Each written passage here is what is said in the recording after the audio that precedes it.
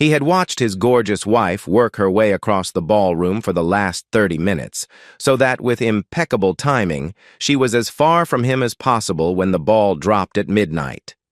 Surrounded by her rich, self-important peers, she would be passed around like a platter of hors d'oeuvres, kissed on, and felt up by all the executives where he worked, with special affection from his born-rich, imbecilic boss. He knew this because his company's New Year's Eve party had played out just like this for the past 2 years. The first year, he let it go, attributing it to too much champagne. Last year, however, the clarion call sounded loud, and he began making provisions. Feeling a tug at his coat, he turned to face Deirdre, Josephine's best friend and co-conspirator. "Happy New Year, Mike," she exclaimed, reaching up to pull his head down for his annual pity kiss. He barely brushed her lips before pulling away and looking down into her brown eyes. Deirdre was another society doyen, a trust fund baby like his wife, from an even richer family than Joe's. He expected to see the little smirk she usually gave him, clarifying that she knew things he didn't because she was from the landed gentry, like his wife and boss. Instead, he saw 2 new emotions, pity and concern. "Mike, don't take this so seriously. She's just exchanging kisses in the grand New Year's tradition. She'll be back in a little while, none the worse for wear, and she will show you again how much she loves you." He looked at her skeptically. Deirdre tried to reassure him. "She really does love you, you know. She's just very outgoing, vivacious, and impetuous, while you are intellectual and taciturn. Sometimes she needs a chance to be with others more like herself, but time with them only increases her appreciation for you." "Okay, Deirdre. So that's why she spent all her time at her company's Christmas party under the mistletoe with her co-workers? We go to her Christmas party and she spends the night dancing with and kissing the top executives at her firm, and here tonight at my firm's New Year's ball, she spends all night dancing with and now making out with the executives from my firm. So by making out with everyone at the party except me, she is gaining new appreciation for me? Interesting concept?" She answered. "Tell me, is it another New Year's grand tradition to kiss George the imbecile a dozen times? Or is that just her way of showing her love for me since, she knows how much I hate the little jerk?" I'll give Deirdre this. She had enough compunction to be embarrassed. She could not hold my gaze, so she looked away and tried again.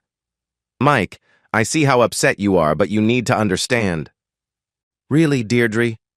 I think I do understand. For the first time in our 5-year marriage, I think I really do understand."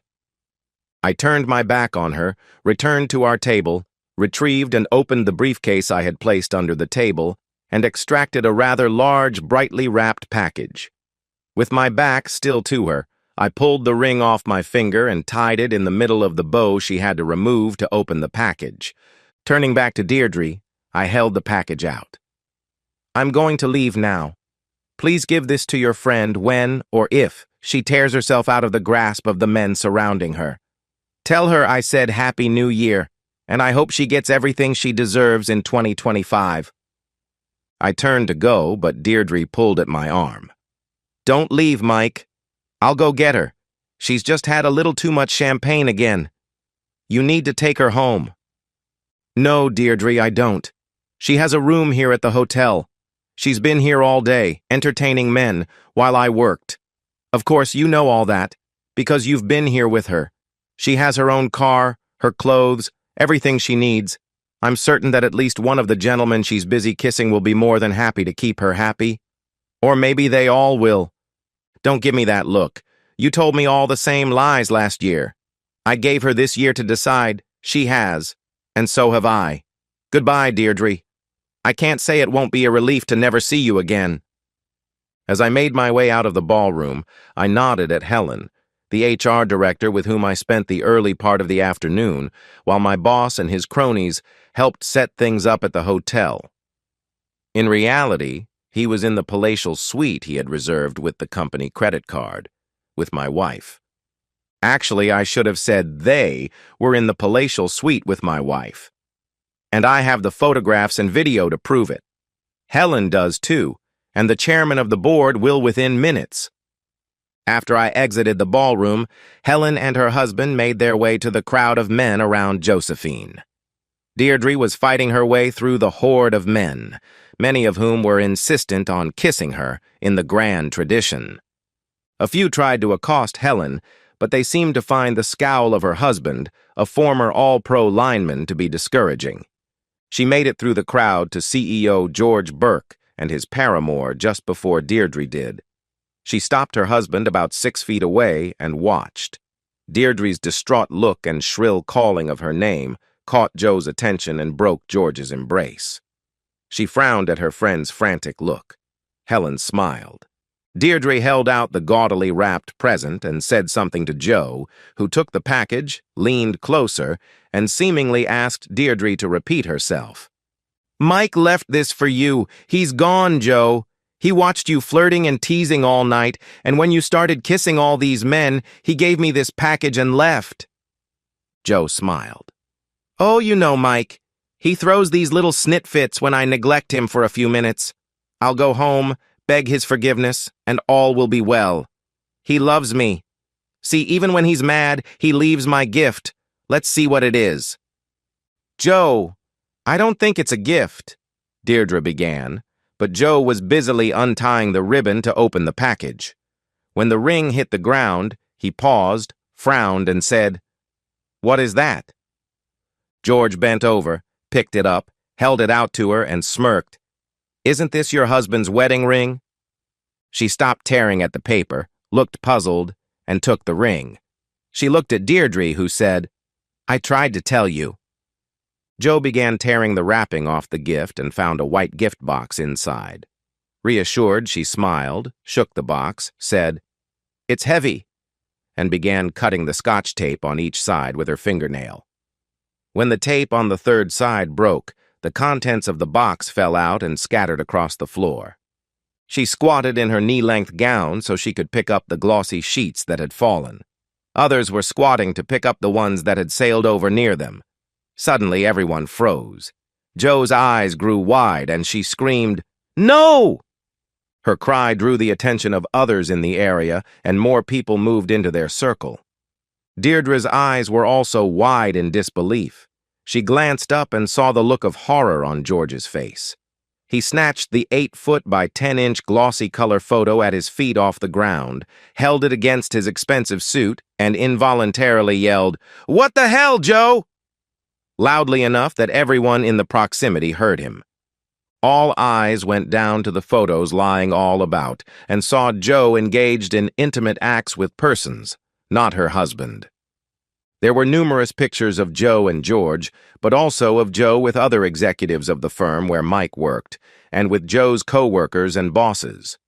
There weren't enough to cover the positions of the Kama Sutra, but Mike had done a good job of selecting photos that proved Josephine did everything. Faced with a photo array of her adventures, Joe fainted. She pitched over backward, and only hitting George's shoe kept her head from striking the tile floor and sustaining a likely concussion. Deirdre knelt beside her, held the back of her head with her hand, lightly slapped her face, and frantically cried, "Joe! Joe! Are you all right, Joe? Talk to me, Joe! Are you all right?"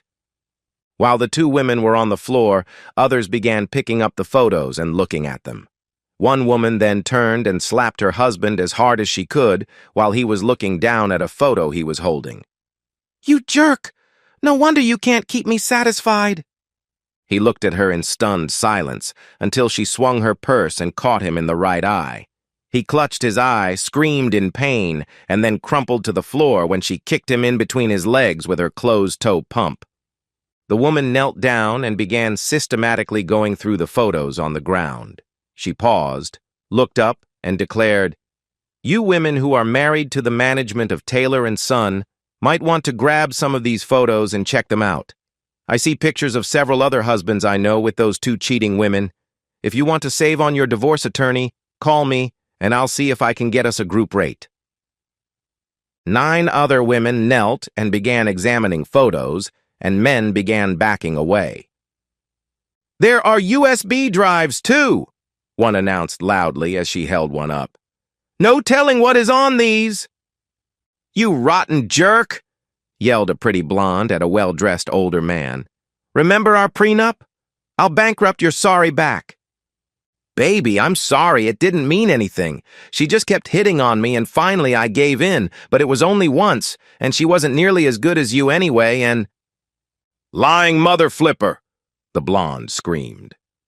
The blonde popped up off the floor and advanced on him with murder in her eyes, waving the photos and cussing a blue streak. He retreated backward, then turned and ran when she got close. Another woman was sobbing, clutching her chest with one hand and waving a photo in the other. Her husband had his hand over his eyes, and he too was sobbing. A man retrieved a photo, held it in front of the gorgeous woman facing him, and loudly said, "You're bi? What the hell? You damn tramp! You told me I'd never get my three-way because you'd never be with a woman." She flushed, turned, and ran away, tottering precipitously in her 4-inch heels. Another woman had picked half a dozen photos out of the pile and was calling names as she walked toward the middle of the ballroom. A puzzled woman stopped her, received a photo, stared at it, and turned back to her husband with murder on her face. He began retreating, and she began trotting toward him, waving the photo. That scene would repeat itself 5 more times, and each time those around the aggrieved got an earful and an eyeful. Joe is awake now, staring at the scene around her with glazed eyes. A man in an expensive tuxedo knelt beside her. He asked, "Are you all right?" She looked at him curiously and nodded. He asked, "Who are you? Can I help?" "I'm Josephine Lord," she replied morosely, "but I don't think anyone can help me now." "You're Josephine Reynolds Lord?" he asked incredulously. She nodded and asked, "I am. Who are you?" The man handed her a packet of papers he was carrying, took her picture with his phone, and loudly proclaimed, "I'm a process server. You've been served, Josephine Reynolds Lord. These papers detail, and the enclosed photographs and videos prove the adultery alleged in Michael Morris Lord's petition for divorce." He turned to the larger group. "Ladies and gentlemen, if you didn't get to look through the photos, simply acquire a copy of the divorce documents, which are public records available online. The names of every human being with whom Joe had intimacy over the course of the past year are listed, as well as where and when. For a nominal fee, I can provide a link to the website that fully chronicles her exploits since January 1st of last year. If you would like to review them to determine whether your husband or wife was involved in simple relations, a 3-way, 4-way, or more way with the GO.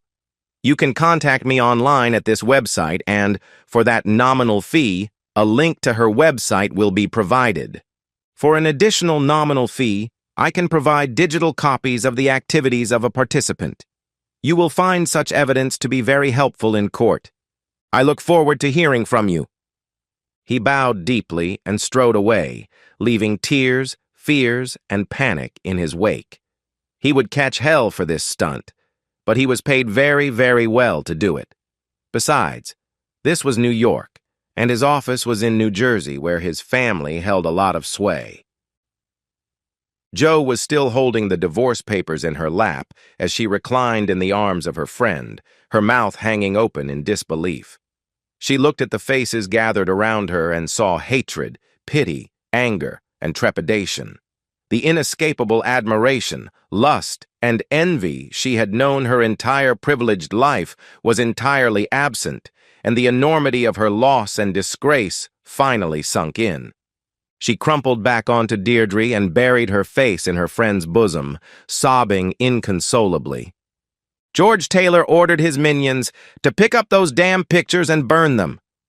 Looking directly at Helen, he ordered, "I want a letter of reprimand for Mike Lord on my desk Monday, and his termination papers under it." With a neutral expression, Helen stated, "I'm sorry, Mr. Taylor, but Mr. Lord resigned this afternoon. He gave his 2 weeks' notice, using the leave you signed off on last week, took all his supplies and materials and vacated the building. I will not accept his resignation. I will fire him after the reprimand. He'll never work in this business again. Again, I'm sorry, Mr. Taylor, but he met with the chairman of the board before he left, and your father accepted his resignation. Mr. Lord already has another job with one of the firms with which he was consulting. With your written permission, sir. Taylor's face was so red, those listening and watching feared he would have a stroke while he muttered loud curses at his father and Mike Lord. Helen and her husband watched his consternation with glee, squeezing each other's hands in delight, while maintaining neutral expressions, of course. Mike Lord was cruising out of NYC in the new 4WD Chevrolet High Country Suburban, powered by the optional 6.2-liter turbo diesel engine. He had special ordered the SUV in the fall, as soon as the new models came out, and had it delivered to him earlier in the afternoon. OnStar said it would take 24 hours and 32 minutes of driving time to reach his new home in Austin, Texas, via the route he had chosen. He knew it would actually take the better part of a week because the country boy from Idaho was going to soak up the culture of the rural states he would traverse. After he reached Virginia, he intended to abandon the interstates, travel the country roads John Denver sang of, and visit the small towns in Carolina that Mary Chapin Carpenter sang about. He would sample homegrown jellies and jams sold in roadside stands and small local businesses, and eat where the locals ate, far from the interstates and the hurried, harried people and lifestyle he had grown to hate. Their checking and savings accounts had been divided, but only after he bought his SUV. Since she outspent him 10-to-1 every month of their marriage, an $88,000 vehicle did little to even the score, but he took delight in using some of her money to buy it. Under the terms he offered, he would keep his investments and retirement funds and she would keep her own. He was leaving her the penthouse apartment and would not go after her trust fund if she accepted his generous terms and signed the divorce papers within 10 days. The radio was on Sirius XM's best traditional country station, the Roadhouse. Joe loathed country music as much as she hated the oldies. Therefore, his next station would be classic vinyl. He was his own man now, not the clueless husband she had made him for at least 2 years. He had taken control of his life when the ball fell on NYE last year, and spent the entire year getting his stuff together. Taylor and Son would possibly survive his departure, but he strongly doubted it. Laboring under George's inept leadership and deprived of the numerous design improvements and patents Mike had brought to the company over the past 5 years, he expected it to crash within a year or two. He smiled at the thought, knowing that his work had been responsible for more than half the new sales and profits in the previous year, and that he had better designs and design improvements ready to launch as soon as his new company could gear up. Oh, his old boss, the current chairman, and George's daddy, Randolph Taylor, would likely sell the business off before it crashed, but George would be exposed to the world as the inept charlatan he was before that happened. Contemplation of that occurrence made him smile. Tonight he had exposed George and his own cheating wife as immoral and unscrupulous derelicts of society. Over the next year, he would expose George's ineptitude as a businessman when his new company squashed his old like the bug that just got smashed on his windshield. Contemplation of which made him smile. He wished he could be a bug on the wall when Josephine's parents learned about his stunt at the ball. Helen had already called to tell him how wonderfully it had turned out.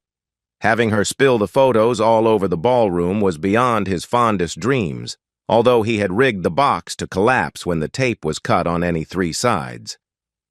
Her parents looked down on him from the start and were dismayed when their precious, perfect daughter chose to marry him. After all, he didn't even have an Ivy League education. That an engineering degree from the Colorado School of Mines and a master's from the University of Michigan made him highly desirable in his field meant nothing. Better a liberal arts degree from Brown than such a common pedigree. He smiled in contemplation of the destruction he had wrought and of that he would produce in the future. Deirdre and her husband Albert took Josephine home. As soon as they walked in and she looked around, Joe started sobbing again. She had been rehearsing her presentation to Mike on the way home. She would explain that her affairs meant nothing to her, nor did they damage their marriage. They were simply recreation, or efforts to influence decisions that affected her and Mike to make their lives better. The recreational intimacy only helped them too, she would explain. It got her libido back under control when it was running wild, and she learned things she used to please her husband, to spice up their love life.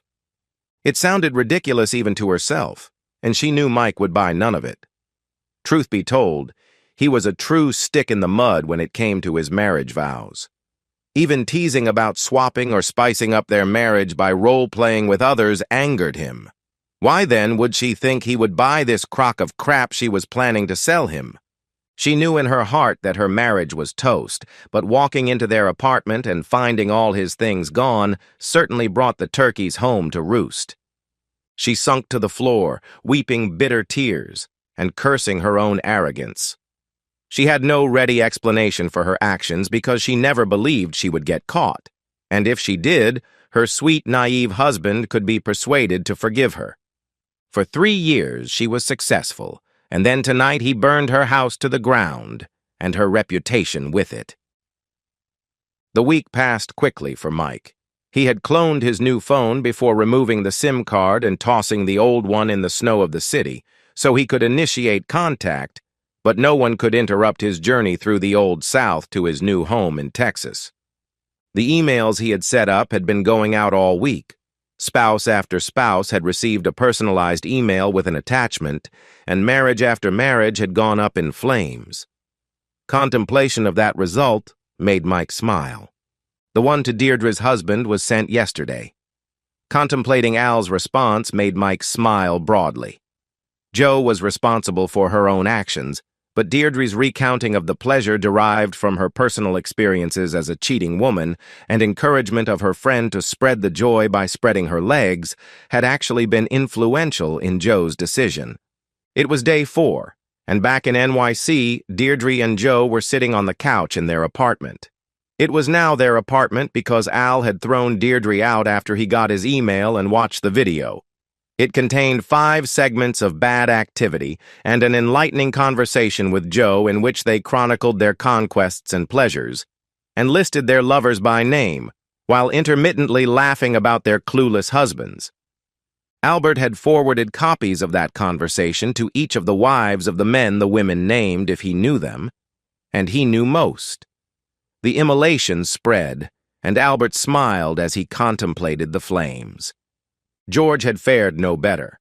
His father summarily fired him and disinherited him too.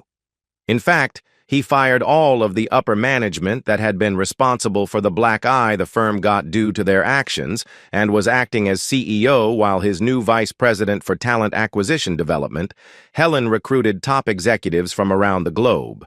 Mike passed the exit to MLK and prepared to turn on Cesar Chavez.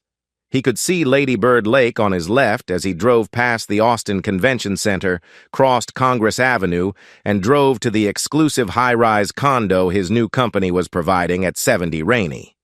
The rent on the condo was paid for 6 months, giving him time to find the home with trees and lawn he so badly wanted. Once settled, he would buy a dog and begin looking for a new mate, one that would be trustworthy and who would love making a home for him and their kids. His new partners already had a barbecue planned at which they would introduce him as recently divorced, and promised there would be plenty of eligible women there. Meanwhile, back in NYC, the conflagration grew as outed spouses threw others under the bus, and wronged spouses shared what they knew about other wronged spouses. Helen kept Mike well informed. He contemplated the ever-growing flames of the great New York City fire he had lit, and smiled. The more he heard, the more he was glad that he was gone to Texas. And so, we've reached the end of today's story. Was it what you expected, or did it take a twist you didn't see coming? I'm curious to hear your thoughts. Share them in the comments below, and let's get a conversation going. If this story kept you hooked, make sure to hit that like button. And if you're new here or just haven't subscribed yet, now's the perfect time to join our community. I bring you fresh, captivating stories every day, So click that subscribe button and turn on notifications so you never miss out. Thanks for watching, and I'll see you in the next one.